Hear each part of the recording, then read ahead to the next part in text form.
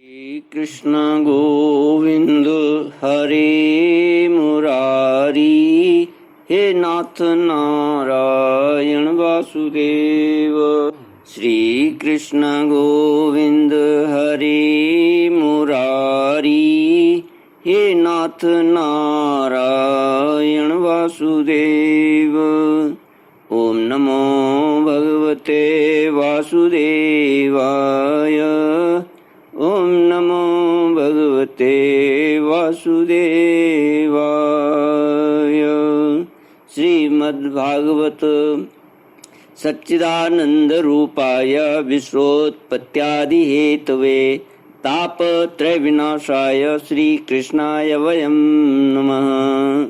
सच्चित आनंद स्वरूप परमात्मा जो सृष्टि के उत्पत्ति, पालन और प्रलयकारी हैं तथा जीवों के आध्यात्मिक, आदि दैविक, आदि भौतिक तापों को नष्ट करने वाले, अर्थात उनके मानसिक, शारीरिक और भौतिक दुखों को दूर करने वाले हैं, उन श्री कृष्ण भगवान को हम नमस्कार करते हैं। श्री कृष्ण गोविंद हरे मुरारी, हे नाथ नारायण वासुदेव। दशम स्कंद अथ द्वैशीतितमोऽध्याय।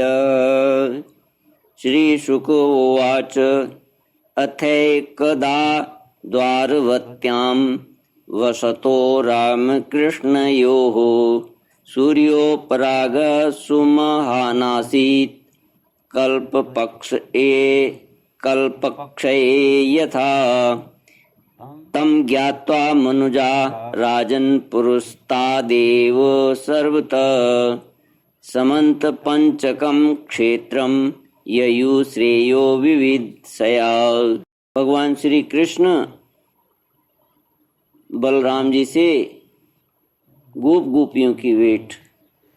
श्री सुखदेव जी कहते हैं, परीक्षित, इसी प्रकार भगवान श्री कृष्ण और बलराम जी द्वारका में निवास कर रहे थे। एक बार सर्वग्रास सूर्य ग्रहण लगा, जैसे कि मलय के समय लगा रहता है, जैसे कि प्रलय के समय लगा रहता है। परीक्षित, मनुष्यों को ज्योतिषियों के द्वारा उस ग्रहण का पता पहले ही चल गया था, इसलिए सब लोग अपने अपने कल्याण के उद्देश्य से पुण्य और उपार्जन करने के लिए समंत पंचकम तीर्थ कुरुक्षेत्र में आए। समंत पंचकम क्षेत्र वह है जहाँ शस्त्रधारियों में श्रेष्ठ परशुराम जी ने सारी पृथ्वी को क्षत्रियहीन करके राजाओं की रुधिर धारा से 5 बड़े बड़े कुंड बना दिए थे। जैसे कोई साधारण मनुष्य अपने पाप की निवृत्ति के लिए प्रायश्चित करता है, वैसे ही सर्वशक्तिमान भगवान परशुराम ने अपने साथ कर्म का कुछ संबंध न होने पर भी लोक मर्यादा की रक्षा के लिए वहीं पर यज्ञ किया। परीक्षित, इस महान तीर्थ यात्रा के अवसर पर भारतवर्ष के सभी प्रांतों की जनता कुरुक्षेत्र आई थी। उनमें अक्रूर, वसुदेव, उग्रसेन आदि बड़े बूढ़े तथा गद, प्रद्युम्न, सांब आदि अन्य यदुवंशी भी अपने अपने पापों का नाश करने के लिए कुरुक्षेत्र आए थे। प्रद्युम्न नंदन अनिरुद्ध और यदुवंशी सेनापति कृतवर्मा, ये दोनों सुचंद्र, शुक, सारण आदि के साथ नगर की रक्षा के लिए द्वारका में रह गए थे। यदुवंशी एक तो स्वभाव से ही परम तेजस्वी थे, दूसरे गले में सोने की माला, दिव्य पुष्पों के हार, बहुमूल्य वस्त्र और कवचों से सुसज्जित होने के कारण उनकी शोभा और भी बढ़ गई थी।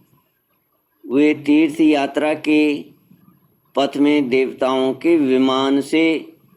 विमान के समान रथों, समुद्र की तरंग के समान चलने वाले घोड़ों, बादलों के समान विशाल काय एवं गर्जना करते हुए हाथियों तथा विद्याधरों के समान मनुष्यों के द्वारा ढोई जाने वाली पालकियों पर अपनी पत्नियों के साथ इस प्रकार शोभायमान हो रहे थे मानो स्वर्ग के देवता ही यात्रा कर रहे हों। महाभाग्यवान यदुवंशियों के कुरुक्षेत्र में पहुंचकर एकाग्र चित्त से संयम पूर्वक स्नान किया और ग्रहण के उपलक्ष्य में निश्चित काल तक उपवास किया। उन्होंने ब्राह्मणों को गोदान किया, ऐसी गौओं का दान किया जिन्हें वस्त्रों की सुंदर सुंदर झूलें, पुष्पमालाएं एवं सोने की जंजीरें पहना दी गई थी। इसके बाद ग्रहण का मोक्ष हो जाने पर परशुराम जी के बनाए हुए कुंडों में यदुवंशियों ने विधि पूर्वक स्नान किया और सत्पात्र ब्राह्मणों को सुंदर सुंदर पकवानों का भोजन कराया। उन्होंने अपने मन में यह संकल्प किया था कि भगवान श्री कृष्ण के चरणों में हमारी प्रेम भक्ति बनी रहे। भगवान श्री कृष्ण को ही अपना आदर्श और इष्ट देव मानने वाले यदुवंशियों ने ब्राह्मणों से अनुमति लेकर तब स्वयं भोजन किया और फिर घनी एवं ठंडी छाया वाले वृक्षों के नीचे अपनी अपनी इच्छा के अनुसार डेरा डालकर ठहर गए। परीक्षित, विश्राम कर लेने के बाद यदुवंशियों ने अपने सुहृद और संबंधी राजाओं से मिलना भेंटना शुरू किया। वहाँ मत्स्य, उशी, नर, कोसल, विदर्भ, कुरु, सृंजय, काम्बोज, कैकय, मद्र, कुंती, अनर्त, केरल एवं दूसरे अनेकों देशों के अपने पक्ष के तथा शत्रु पक्ष के सैकड़ों नरपति आए हुए थे। परीक्षित, इनके अतिरिक्त यदुवंशियों के परम हितैषी बंधु नंद आदि गोप तथा भगवान के दर्शन के लिए चिरकाल से उत्कंठित गोपियां भी वहां आई हुई थी। यादवों ने इन सबको देखा। परीक्षित, एक दूसरे के दर्शन, मिलन और वार्तालाप से सभी को बड़ा आनंद हुआ। सभी के हृदय कमल एवं मुख कमल खिल उठे। सब एक दूसरे को भुजाओं में भरकर हृदय से लगाते। उनके नेत्रों से आंसुओं की झड़ी लग जाती। रोम रोम खिल उठता। प्रेम के आवेग से बोली बंद हो जाती हैं और प्रेम के आवेग से बोली बंद हो जाती और सब के सब आनंद समुद्र में डूबने उतराने लगते। पुरुषों की भांति स्त्रियां भी एक दूसरे को देखकर प्रेम और आनंद से भर गईं। वे अत्यंत सौहार्द, मंद मंद मुस्कान, परम पवित्र तिरछी चितवन से देख देख कर परस्पर भेंट अंकवार भरने लगी। वे अपनी भुजाओं में भरकर केसर लगे वक्षस्थलों को दूसरी स्त्रियों के वक्षस्थलों से दबाती और अत्यंत आनंद का अनुभव करती। उस समय उनके नेत्रों में प्रेम के आंसू छलकने लगते। अवस्था आदि में छोटों से बड़े बूढ़ों को प्रणाम किया। छोटों ने बड़े बूढ़ों को प्रणाम किया और उन्होंने अपने से छोटों का प्रणाम स्वीकार किया। वे एक दूसरे का स्वागत करके तथा कुशल मंगल आदि पूछकर फिर श्री कृष्ण की मधुर लीलाएं आपस में कहने सुनने लगे। श्री कृष्ण गोविंद हरे मुरारी, हे नाथ नारायण वासुदेव। कुन्त्योवाच आर्यभ्रातरहं मन्ये आत्मानमकृताशिषम् यद्वा आपत्सु मद्वार्तां नानुस्मरत सत्तमाम्। पुरुषों की भांति स्त्रियां भी एक दूसरे को देखकर प्रेम और आनंद से भर गईं। वे अत्यंत सौहार्द मंद मंद मुस्कान परम पवित्र तिरछी चितवन से देख देखकर परस्पर भेंट अंकवार भरने लगी। वे अपनी भुजाओं में भरकर केसर लगे हुए वक्षस्थलों को दूसरी स्त्रियों के वक्षस्थलों से दबाती और अत्यंत आनंद का अनुभव करती। उस समय उनके नेत्रों से प्रेम के आंसू छलकने लगते। अवस्था आदि में छोटों ने बड़ों बूढ़ों को प्रणाम किया और उन्होंने अपने से छोटों का प्रणाम स्वीकार किया। वे एक दूसरे का स्वागत करके तथा कुशल मंगल आदि पूछकर फिर श्री कृष्ण की मधुर लीलाएं आपस में कहने सुनने लगे। परीक्षित,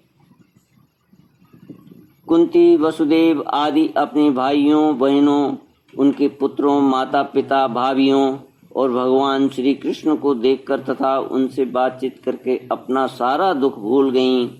कुंती ने वसुदेव जी से कहा, भैया मैं सचमुच बड़ी अभागिन हूँ, मेरी एक भी साध पूरी न हुई। आप जैसे साधु स्वभाव सज्जन भाई आपत्ति के समय मेरी शुद्धि भी न लें, इससे बढ़कर दुख की बात क्या होगी।